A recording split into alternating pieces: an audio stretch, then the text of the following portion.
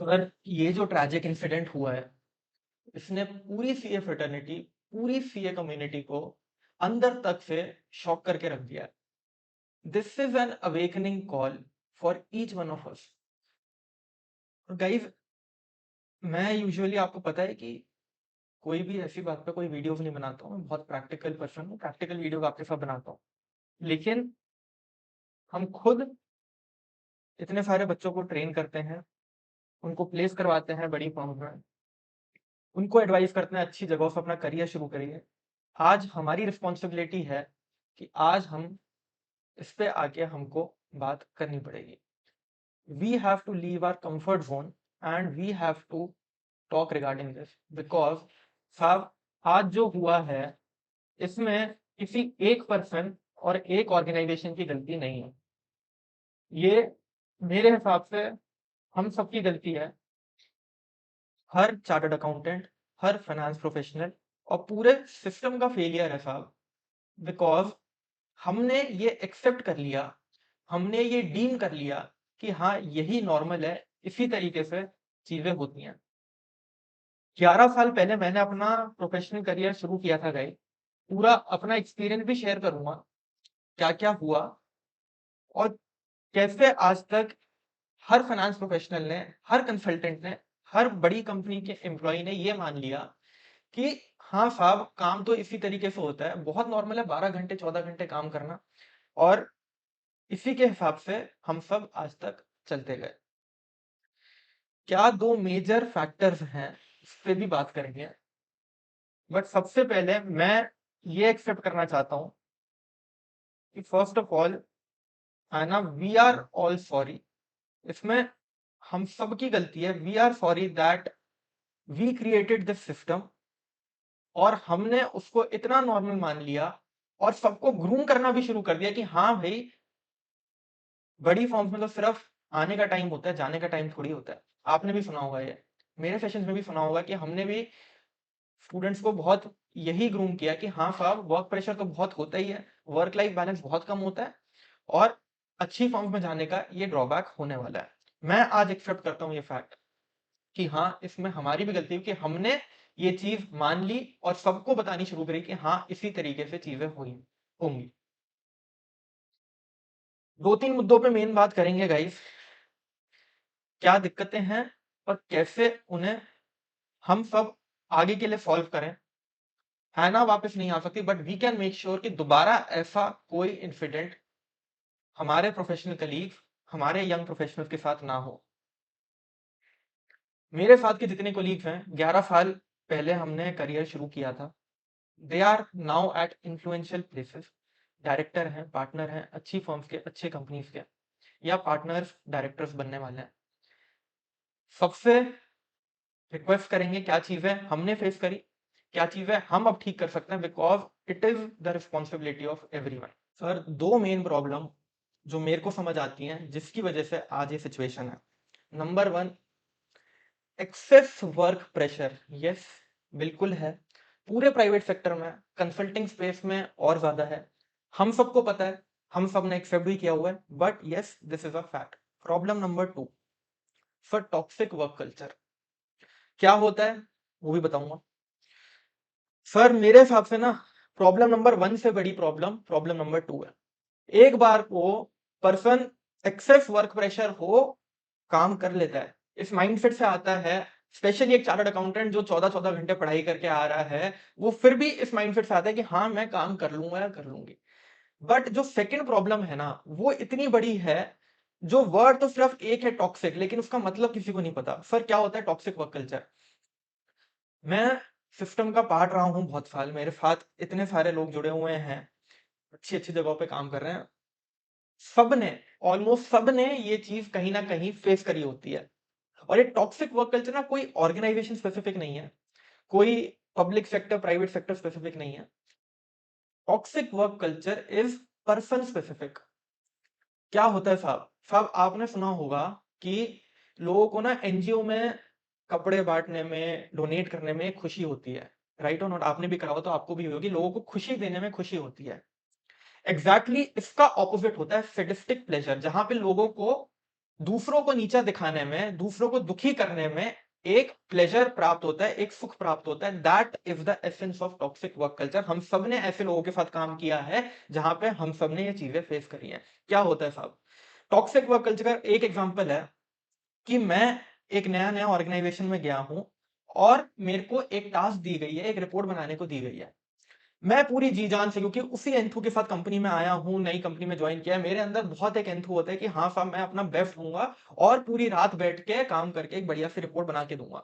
मेरे को काम करने में दिक्कत भी नहीं हुई। नेक्स्ट डे जब मैंने वो रिपोर्ट प्रेजेंट करी, वो रिपोर्ट जब अपने मैनेजर को, अपने डायरेक्टर को हैंड ओवर करी या अपने सीनियर को हैंड ओवर करी, तो उन्होंने कहा कि अर्चित ये क्या रिपोर्ट बनाई है, इसका अलाइनमेंट देखा है तुमने, इसका अलाइनमेंट और फुटर इतना घटिया है, पता नहीं कैसे तो तुम चार्टर्ड अकाउंटेंट बन गए।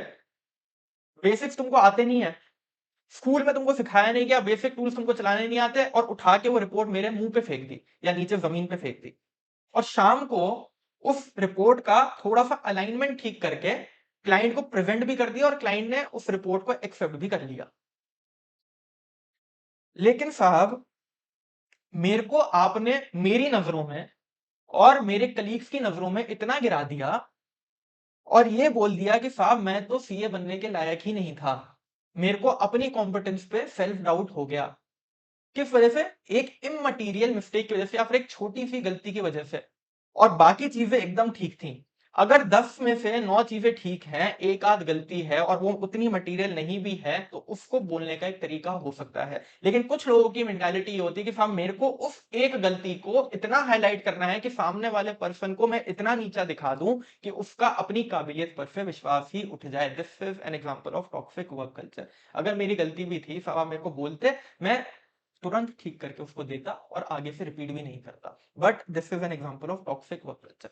दूसरा दूसरा साहब, एक और एग्जांपल देता हूं कि मेरे को एक टास्क जबरदस्ती अलॉट करा गया, जो एक्चुअल में तो हो सकता है सिर्फ 10 घंटे में ही, या 10 घंटे उसका अप्रोप्रिएट टाइम है, लेकिन मेरे को उस काम के लिए सिर्फ 4 घंटे दिए गए, और जब वो 4 घंटे में पूरा आउटपुट नहीं मिला तो मेरे को इतनी बुरी तरह स्कोल्ड करा गया कि साहब हमसे काम होता ही नहीं है। एक्चुअल में वो काम होना था 10 घंटे में, मेरे को सिर्फ उसके लिए 4 घंटे दिए गए।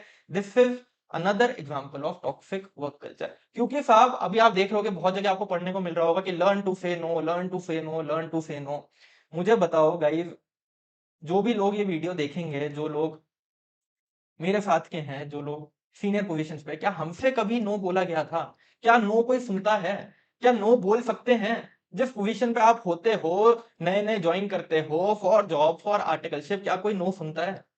तो नो तो बोलना पॉसिबल ही नहीं है। नो एक्चुअल में बोलना चाहिए सीनियर्स को, टू द क्लाइंट्स, सीनियर्स को, डायरेक्टर्स को, पार्टनर्स को, क्लाइंट्स को बोलना चाहिए कि साहब ये जो डेडलाइन आपने दी है ये बहुत शॉर्ट है, इसको हमको ठीक करना पड़ेगा, ये काम 2-3 दिन में ही डिलीवर हो सकता है, एक दिन में डिलीवर नहीं हो सकता। नो एक्चुअल में वहां पे बोलना चाहिए, ना कि एक यंग प्रोफेशनल को अपने सीनियर को, क्योंकि वो नो बोलने की पोजीशन में ही नहीं होता है।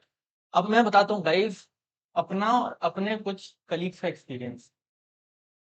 गाइस अभी एक फ्रेंड ने ना फाइनेंस सेक्टर में ज्वाइन किया, फाइनेंस डिपार्टमेंट में ज्वाइन किया और एक गवर्नमेंट कंपनी में ज्वाइन किया।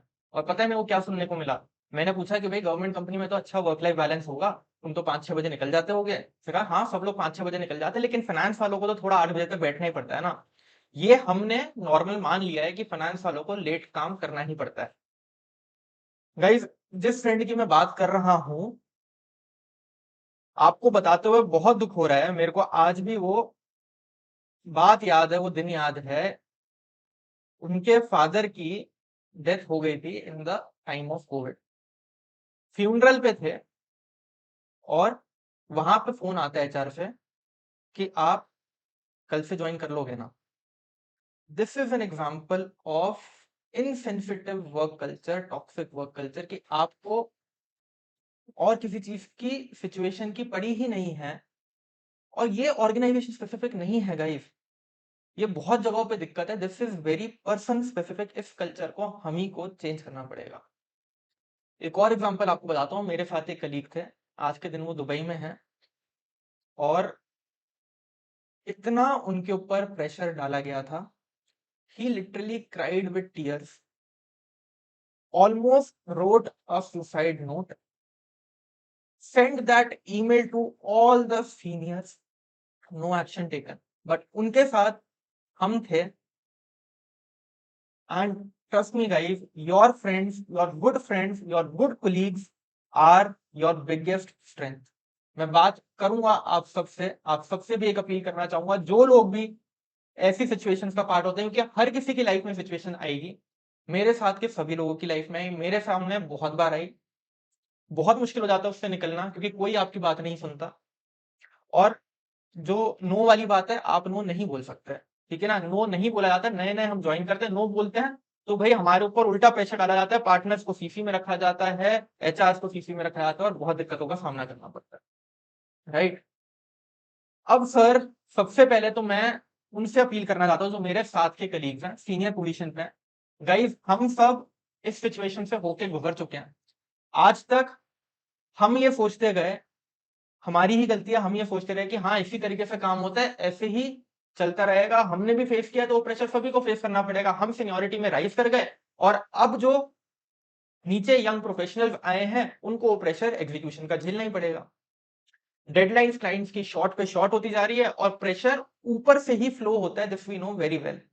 जब क्लाइंट का प्रेशर होता है तो पार्टनर का प्रेशर नीचे, director, manager, senior manager, director, assistant manager और यंगेस्ट प्रोफेशनल तक जाता है।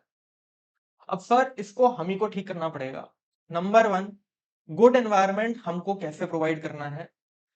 हम कौन सी टीम्स को, कौन से कल्चर को अच्छा बोलते थे, अगर काम है भी तो पूरी टीम जहां बैठ के काम करती थी रात के 10-11 बजे तक भी, हम उन टीम्स को अच्छा बोलते थे। मैं नहीं कह रहा 10-11 बजे तक बैठ के काम करो, पर अगर हेक्टिक वर्क है, और ये हैबिट नहीं बननी चाहिए, कुछ दिन होते थे हमारे टाइम पे भी जब हेक्टिक डेडलाइंस का प्रेशर होता था, जब वो है तो पूरी टीम को काम करना चाहिए एक साथ, है ना। That is the sign of a true leader. जितने लोग सीनियर पोजीशन पे, उन सबसे मेरी अपील है, जितने मेरे कलीग्स हैं, जितने मेरे थिंकिंग ब्रिज के मेंटर हैं, सब सीनियर पोजीशन पे हैं, आप सबसे अपील है, please make sure that the environment is good in your team. आज हम सबके लिए अवेकनिंग कॉल है, हम सबको ये इंश्योर करना है कि भाई एनवायरमेंट अच्छा होना चाहिए। प्रेशर है तो सबके लिए है, सिर्फ जो सबसे छोटी डेजिग्नेशन पे उसके लिए नहीं है, सिर्फ जो सबसे यंग है उसके लिए नहीं है। सब मिलके जहां काम करते थे, ऐसी टीम्स में आपने भी काम किया, मैंने भी काम किया है, और उन्हीं टीम्स को हमने अच्छा बोला है, वैसा ही कल्चर हमको डेवलप करना पड़ेगा। नंबर टू, अगर रिसोर्स क्रंच है, प्लीज दो आदमियों का प्रेशर हम एक पे नहीं डालेंगे। अगर हमारा बिजनेस जाता है तो हमको वो हिट लेना पड़ेगा, क्योंकि सिचुएशन इतनी खराब हो जाए, उसके रिपरकशंस आपको और हमको ही झेलने पड़ेंगे, राइट।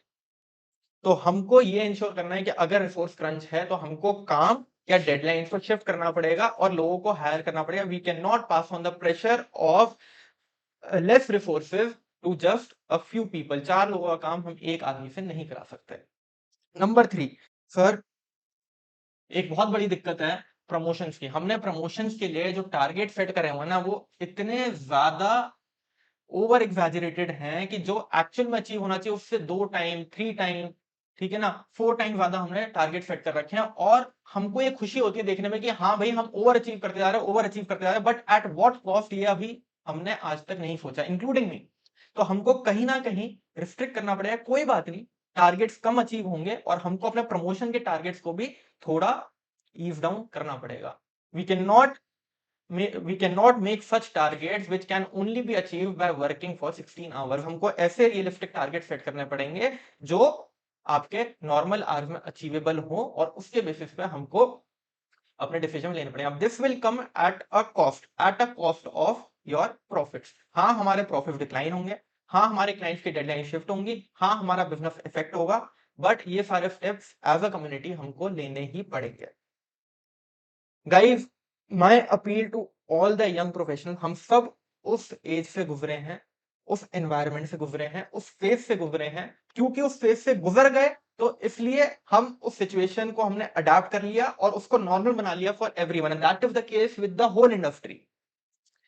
लेकिन जब हम वहां पे आए थे तो हमको भी बहुत दिक्कतें हुई थी। आज हम उन दिक्कतों को भूल चुके हैं। आज टाइम है उसको याद करने का, और हमको गाइस इंश्योर करना है कि सारी चीजें हम लोग ही ठीक करें, because all of us are at influential places and we can mend this culture। to all the young professionals guys, दिक्कतें आएंगी, पर्सन स्पेसिफिक हैं, टीम स्पेसिफिक हैं।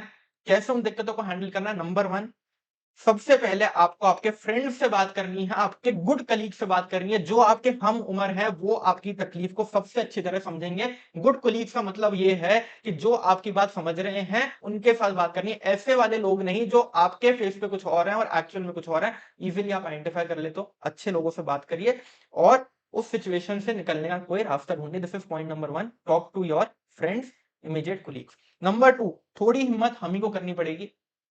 हमको हमारी फर्म, हमारी कंपनी में ऐसे इन्फ्लुएंशियल लोग ढूंढने पड़ेंगे। हर ऑर्गेनाइजेशन में अच्छे लोग भी होते हैं और थोड़े दिक्कत वाले लोग भी होते हैं। हमको अच्छे लोग ढूंढ के उनसे बात करनी पड़ेगी, अपने कंसर्न वहां तक पहुंचाने पड़ेंगे और उनको बताना पड़ेगा, साहब ये दिक्कतें हम फेस कर रहे हैं, या तो हमारी टीम चेंज करिए, डिपार्टमेंट चेंज करिए, कुछ इसका सोल्यूशन निकालिए। सोल्यूशन उसी से निकलेगा। इन द मीन टाइम, अगर दिक्कतें ज्यादा हैं तो जो पर्सन से दिक्कतें आ रही हैं उनके सीनियर को तो सबसे पहले हमको बताना ही है। वहां से हेल्प मिलने की उम्मीद कम होती है, बिकॉज अल्टीमेटली प्रेशर वहीं से फ्लो हो रहा होता है, राइट। अगर हेल्प मिल जाती है वेल एंड गुड, अगर हेल्प नहीं मिलती है, गाइज देखिए आपकी हेल्थ पे इंपैक्ट तो नहीं हो रहा। If it is impacting your health, सब छोड़ दो, आप नो बोलोगे कुछ नहीं होगा। मैं भी एक सिचुएशन ऐसी आई थी जब मैंने भी गिव अप कर दिया था कि साहब नहीं हो सकता है इसके आगे, लेकिन आपकी कोई सुनेगा नहीं वहां पे। अगर आप ऐसी सिचुएशन में फंसे कि आपकी कोई नहीं सुन रहा, तो आपकी हेल्थ आपकी है, सब बंद करके बैठ जाइए 2 दिन के लिए, 2 दिन के बाद सोचेंगे, ठीक है। That is the way. सब बंद करके बैठ जाइए। आपने फ्रेंड से बात कर ली, आपने कलीग से बात कर ली, आप मुझसे बात करिए, मेरा व्हाट्सएप नंबर आप सबके पास है। आपने अपने सीनियर से बात कर ली, आपने जो लोग तंग कर रहे हैं उनके सीनियर से बात कर ली, आपने फर्म के इन्फ्लुएंशियल लोगों से बात कर ली। कोई सोल्यूशन नहीं है, सब बंद करके बैठ जाइए, ठीक है। 2 दिन के बाद सोचेंगे, अपने आप लोग ठीक हो जाएंगे। फोन वोन सब बंद कर दीजिए, nothing is above your health. Phone laptop कुछ नहीं हो रहा, किसी ना वो कितना ही कुछ कहा हो, आपकी काबिलियत आपको पता है। कोई एक पर्सन आपकी काबिलियत आपको नहीं बताएंगे। जो मैंने एग्जांपल लिया था एक पर्सन का जो आज दुबई में काम कर रहा है, वो साहब उस मैनेजर से ज्यादा कमा रहे हैं, जिस मैनेजर ने उनको ये तक बोल दिया था कि तेरे को सीए बना किसने दिया, तेरी तो डिग्री ही रिवोक हो जानी चाहिए।